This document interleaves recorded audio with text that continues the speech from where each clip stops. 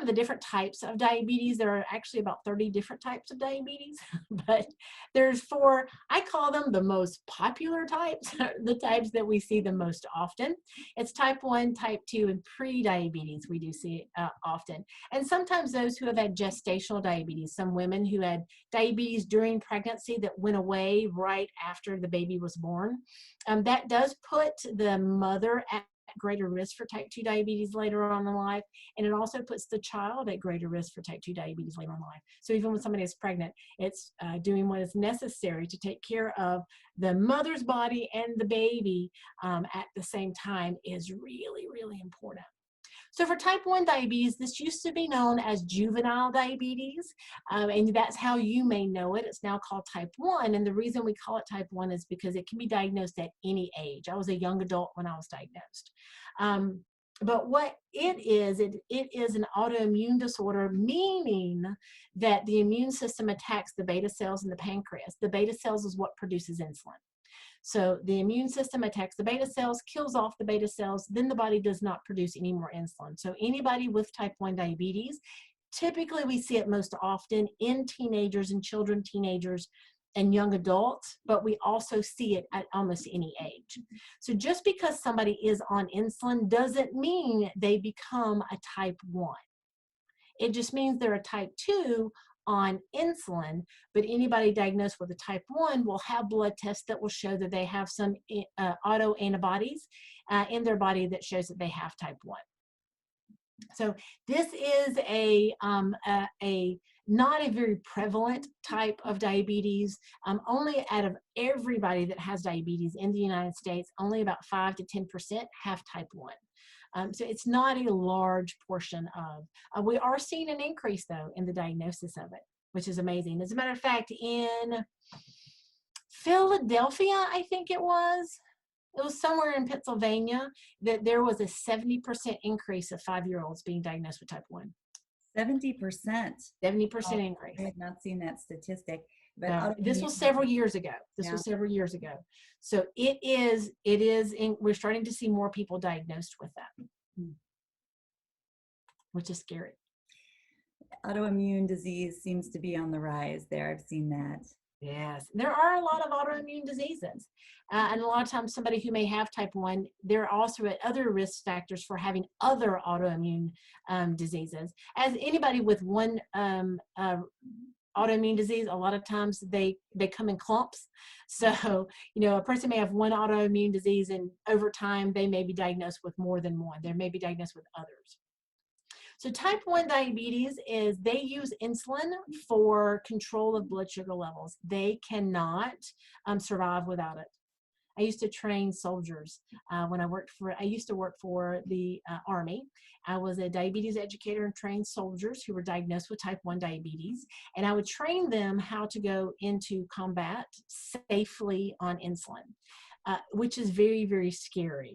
Only a couple did, but the rest of them decide, no, this is too scary. I'm going to stay home. I'm going to do what I can to stay home or just get out of the military. And that's what a lot of them ended up doing. But whenever we eat the food, our body doesn't make, those with type 1, their body doesn't make insulin to take care of those carbohydrates, which turn to glucose or sugar in the body. So we have to inject insulin. I do mine via insulin pump. So this is my pancreas. I say I wear my pancreas on my belt.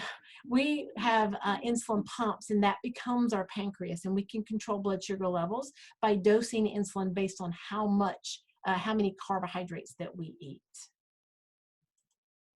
For type 2 diabetes, this used to be known as adult onset. It's now type 2 because we're seeing not just adults with it, we're seeing children with it, and I talked about this earlier. It is insulin resistance. Type 2 diabetes is insulin resistance. So type 1 diabetes is an autoimmune disorder, but type 2 diabetes is insulin resistance, and that's the difference between the two. Now, the care is pretty much the same. Both need to take medication. Not all type 2s have to take medication, though. Some may, but both have to eat healthy, both have to exercise, both have to get a good amount of sleep, have to live healthy lifestyles. So both do have to really take care of themselves and control blood sugar levels as best as possible. Now, both are a progressive disease. When you may be really well controlled, but over time, blood sugar levels may rise. And they may become higher. Now, it doesn't mean that you've necessarily done something that caused your blood sugar levels to start rising higher. But what it means is the disease, as you age, your disease ages, your disease changes. So diabetes changes over time. And it just means a change in medication, and maybe an increase or a different type of medication may be better. And medication is phenomenal nowadays. It has changed so much nowadays that there's better medications out now that fit specifically what you need. So just because blood sugars, you may be well controlled for several years and all of a sudden out of nowhere they start rising, doesn't mean that it's something that you're doing. It just means that the disease is changing. With type 2 diabetes, the insulin does not work well in the body. That is your insulin resistance. Now, I also like to think of it like this. When you're overworked, what happens? What do you do when you're overworked? Are you tired? Do you feel like continuing to work? So your pancreas punches out some insulin, but because of insulin resistance, it's not working well. So the pancreas says, now wait a minute, I just punched out some insulin, it's not working, I'm gonna have to punch out some more. Ugh, geez, I just punched some out. Now I got to punch out some more. Oh, I'm getting really tired. So over time, that pancreas becomes really tired and it doesn't punch out as much insulin as it did before because it's just too tired to do it because of the insulin resistance. So somebody who may have type 2 diabetes may have a high amount of insulin in their body, but it's just not working. It's not working in their body. And then over time, the pancreas will stop producing as much just because it's just tired. It's fatigued. But that's something we have to, consider with the weight loss and with exercise and with controlling blood sugar levels and eating healthy to decrease some of that inflammation so that blood sugar levels can be better controlled so that the insulin works better in the body. So just like with type 1 diabetes, you notice this looks a lot the same as type 1 diabetes.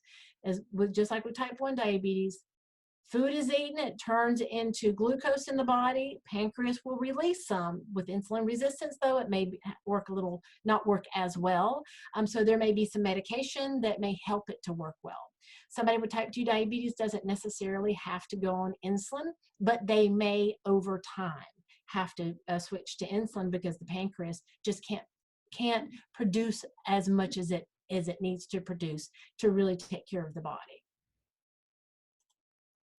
Pre-diabetes, this means that you are a really, really high risk for diabetes, and the sooner you can get it under control, the farther out you can push that diagnosis of diabetes and even potentially wipe it out, potentially, as long as you stay under control over a long period of time.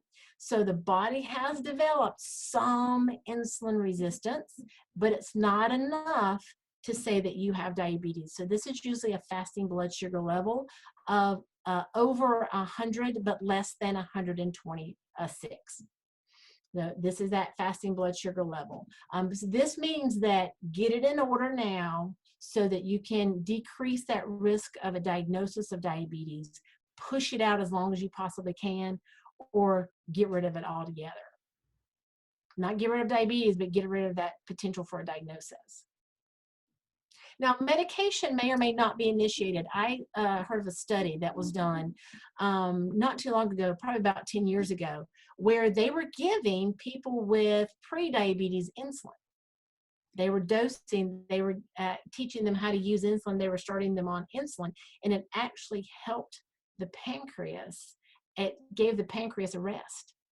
So the pancreas was then able to produce enough insulin. It was for those people who had their pancreas wasn't producing enough insulin, and it actually gave their pancreas a rest. So sometimes with prediabetes, that may be a need, even though it's not a diagnosis of an actual diagnosis of diabetes. So how do we manage it? It affects, diabetes does affect everything: your eyes, your brain, your heart, your kidneys, your muscles, your nerves. It affects so much, your teeth. It affects so much of your body that keeping it under control really is should be the ultimate goal. And it's a great goal to have. So the ABCs of diabetes is that A1C test, keeping that A1C less than 7%, keeping that blood pressure under control as much as possible. And a lot of people many times are already on blood pressure medication by the time they're diagnosed with diabetes, or they go on blood pressure medication around the same time.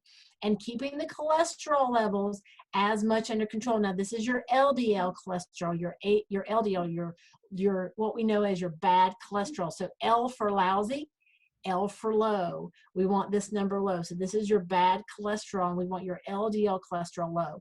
This is the one that increases your risk for heart disease. So we want this number at less than 100 is that ultimate goal. How do you do it? That's the ultimate question. What do you have to do? Now, there's a big list here, and we're going to go through each one of these to show you how to do it, to show you what you need to do. We're going to go through these in the different classes that we have to show you the best way to really take care of yourself. Are you going to get perfect numbers every single day? Yeah, I had some red velvet cake the other day. My blood sugars went up. I'm human. One of the best stories that I ever heard was a dietitian. When I was in school to become a dietitian, I was working with a dietitian, and she and I went to lunch at the hospital. On her plate, she had fried chicken fingers, she had sweet tea, and French fries. I had a salad and soup. And I looked at her and I said, do people know that you're a dietitian? And she said, well, first and foremost, I'm human. So yes, first and foremost, we're human. Sometimes we want a piece of cake. I don't have one very often, maybe twice a year, but sometimes, yeah, I want some cake. I do try not to have, I take away something from my meal if I know that I'm going to have some cake on the side. I don't have a large piece, very small, but it's enough to satisfy me. And that's all I need. So following a healthy meal plan is important, but it's making those healthy choices most of the time. And we're going to teach you how to do that to really control those blood sugar levels. Physical activity should be a part of your routine. If you're not physically active, it's okay, because we're going to work with you on ways to really increase your physical activity to do it the safest way and the best way for you.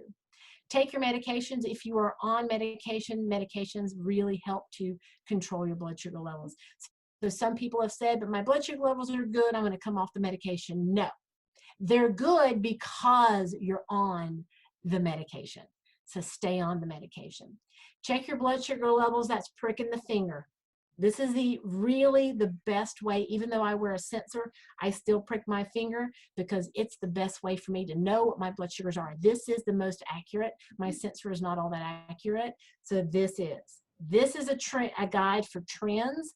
This is how I actually treat any blood glucose levels, whether they're high or they're low.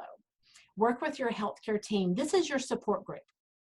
You're going to develop a support group even through this program. So, but your other support group is your healthcare team. So work with them.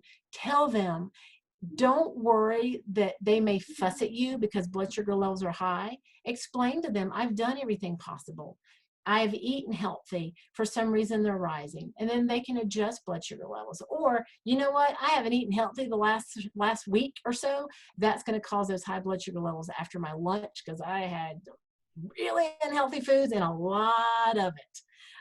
So that can cause it. So be realistic, but be honest with yourself too about what could potentially be causing some higher glucose levels. And then cope with your diabetes in healthy ways. That means use meditation, use prayer, use exercise, whatever is going to help you understand this disease a little bit better. Taking these classes is going to be one of the best way that you can understand this disease a little bit better and how to better take care of it. But also you have to find what's going to work with you on how to cope with it. There are days when my blood sugar is high and I have no clue what I've done, but I don't beat myself up on it. I go, okay, well, this is a day, this is a crazy day. I have no idea what's going on.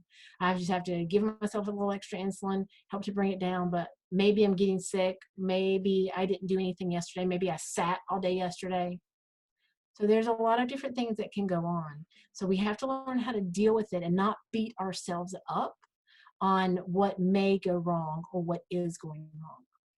I love that you said that, Julie. That really seems to, be a big barrier to self-improvement for so many of us, that we're just kind of feeling responsible for every increase or decrease in that blood glucose. And so what I heard you say was that you just, treat it with what it is, pick up from there, and make the best solution going forward. So that's really important to call to mind. Thanks. It is. It's very, very important because it can be, if you have a high blood sugar every afternoon after lunch, that can get, oh, I'm depressed. This is so depressing because I can't seem to get it down no matter what I eat. That's a phone call to your doctor. If it's, over 250, over 300 after you eat after lunch, that's a phone call to the doctor. Let them know. Let your healthcare team know that my blood sugars are high after lunch every day. What could possibly be the cause? It may be the timing of your medication. So there are different things that can be worked on. Don't beat yourself up on it. It could also be a lunch though of maybe fried chicken, French fries, and sweet tea, because that would do it. So sometimes we can figure it out or work with that dietitian too. Yes, every time. Every time, that's going to do it.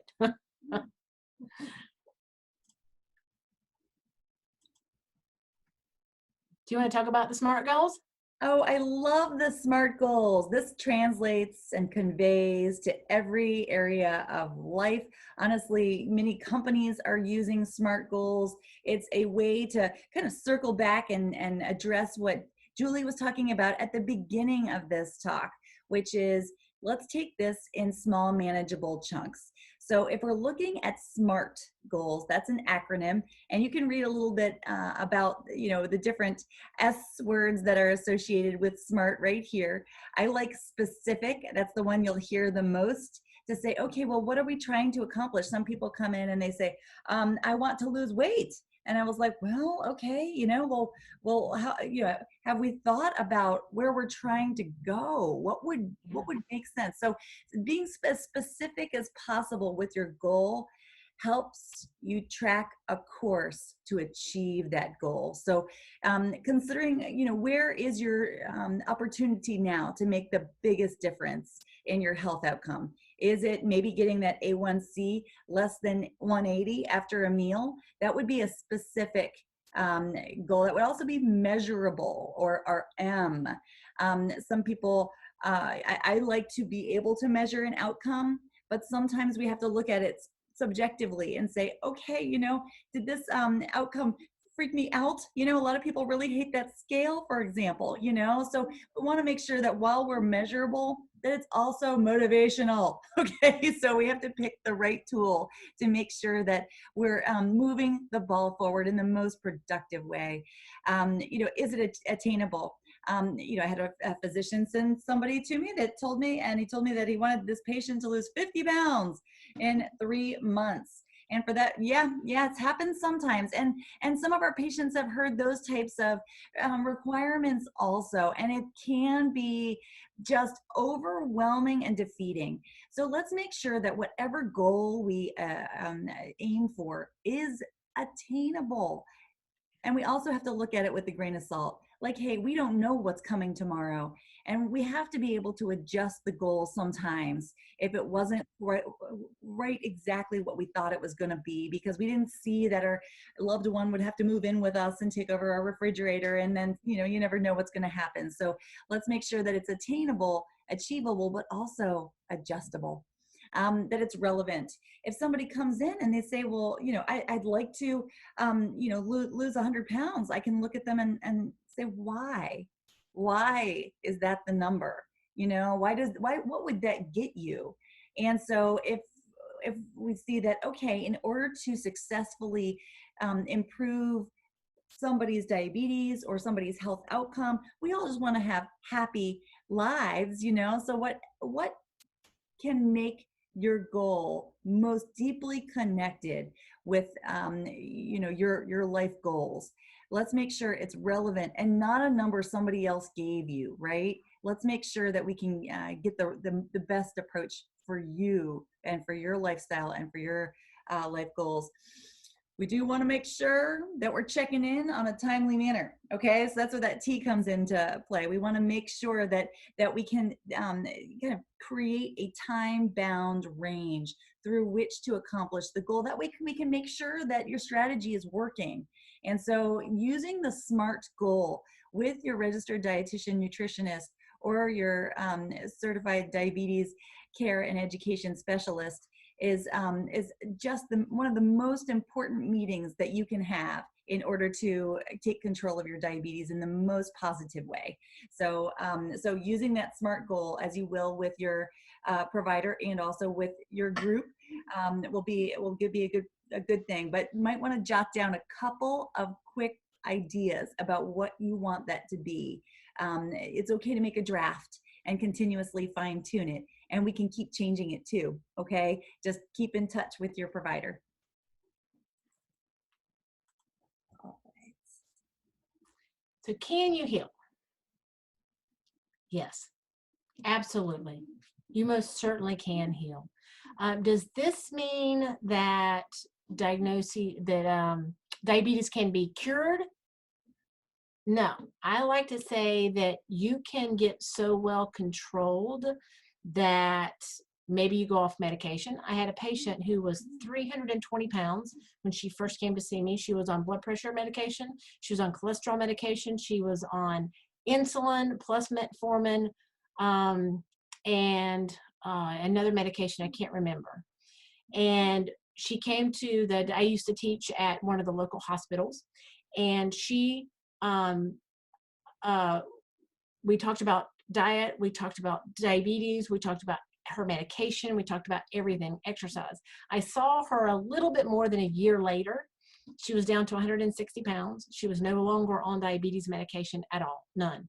No longer on blood pressure medication, no longer on blood pressure medication. So she was off all of her meds. She was eating healthily. She was exercising every day. And was she healed of diabetes? No, I call it remission, or maybe going to the back burner, and it's still there. So stop taking care of yourself. Stop eating healthy. Stop exercising. It can flare up again. Well, it's kind of a weird word to use, but it can.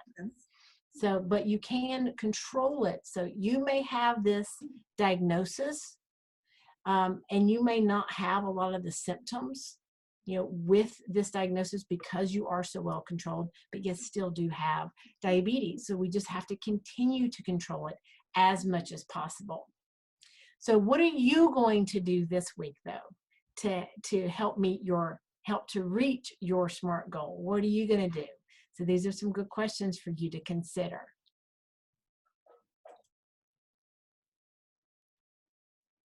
Do you want to say anything else? Oh, no, it's just been a great first session here with you. Julie, thank you so much for your expertise and your experiences, both as an educator and as a patient. So that really helps us all see it from all angles, but also recognize that there's a lot we can do. There is. Thank you very much, Caroline, and thank you for listening today. Make sure that you stay in touch with your diabetes educator, with your dietitian, with your healthcare providers, with your coach. If you have any questions, reach out to them because they can certainly help you. But keep going through this process of understanding this disease so that you can make it better for you. All right. Thank you. Oh, thank you.